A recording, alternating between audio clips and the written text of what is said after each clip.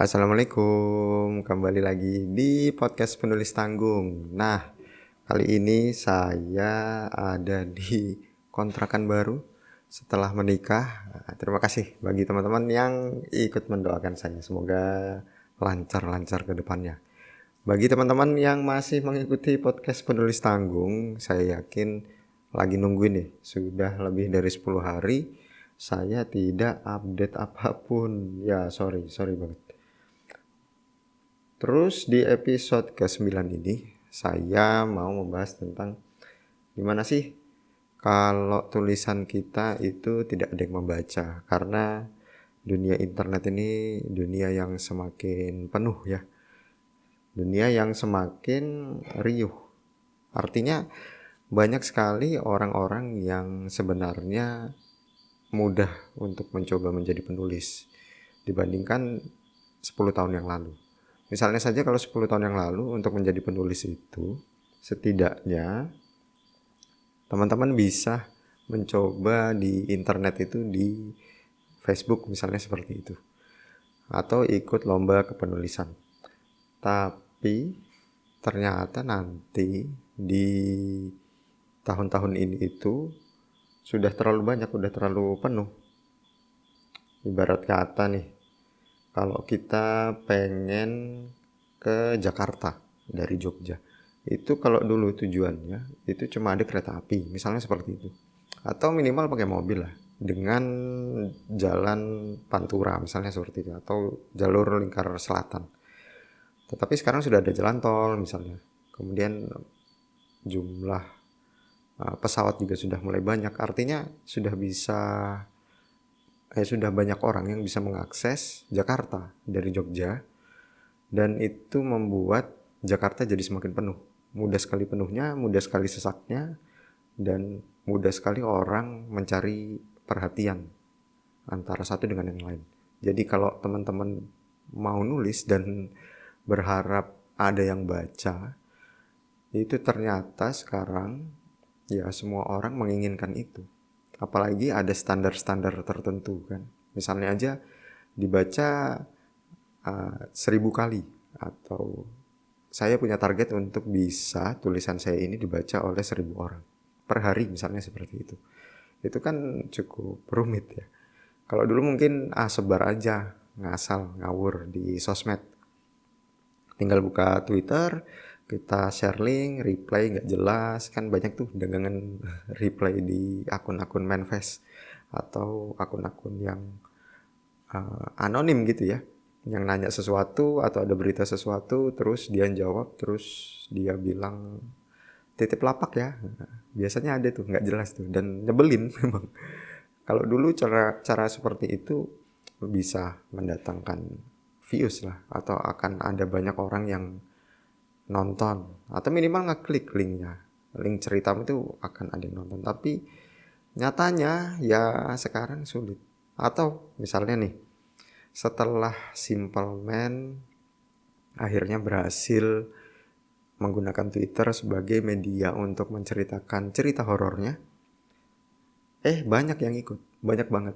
Akun-akun sejenis Simple Man banyak yang ikut dan berharap kalau nantinya akan ada lagi Simple Man kedua, ketiga, dan keempat gitu ya. Ya saya sih yang ikonik tetap di KKN Desa Penari misalnya seperti itu, yang dari Twitter. Tapi setelahnya kan enggak itu ya. Atau mungkin ada orang yang mau ngikut juga, ya enggak juga gitu loh.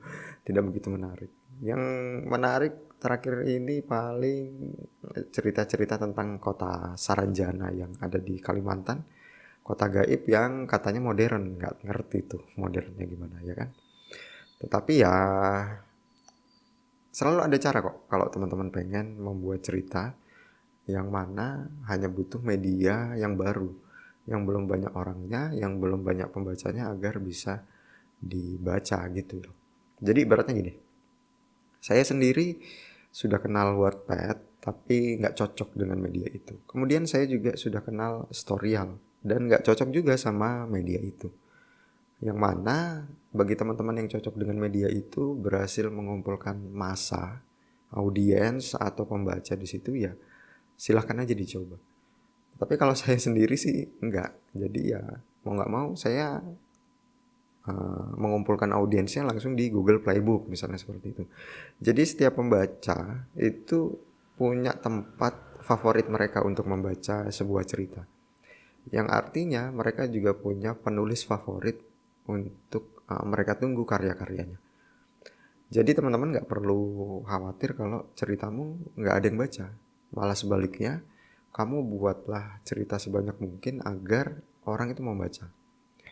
Strategi ini saya pakai dari komik manhwa dari Cina. Komik dari Cina rata-rata itu ceritanya kebanyakan soal silat atau kungfu.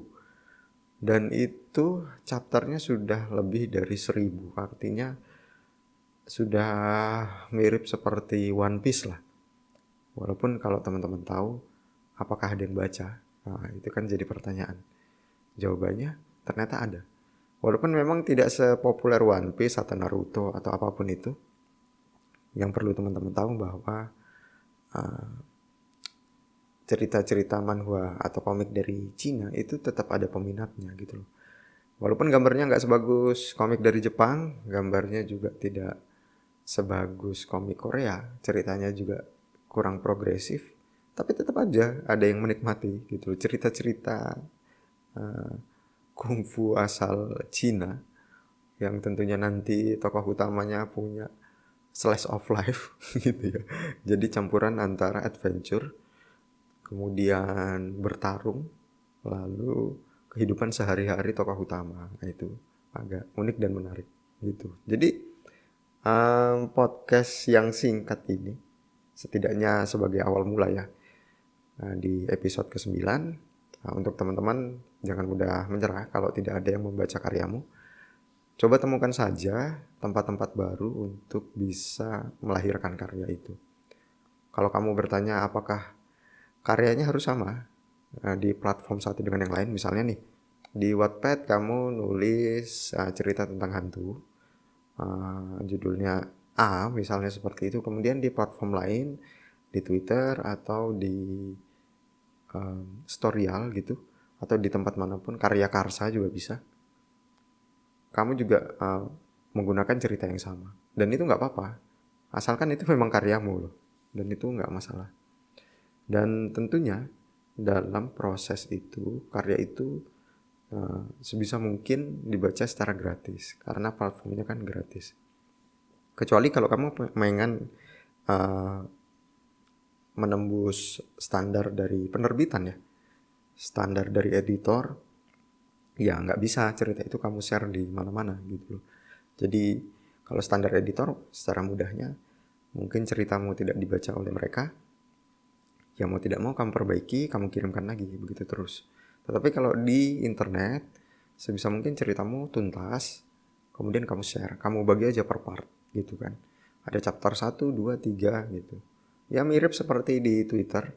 Simple Man kan tidak langsung menceritakannya secara utuh gitu loh, tetapi ada partnya. Artinya sudah dipersiapkan. Cerita itu sebenarnya sudah selesai, tetapi dia menaruhnya perbagian-perbagian gitu. Ya, mungkin itu sedikit podcast dari saya, podcast penulis tanggung, bukan podcast para pencari Tuhan ya. Nah, itu.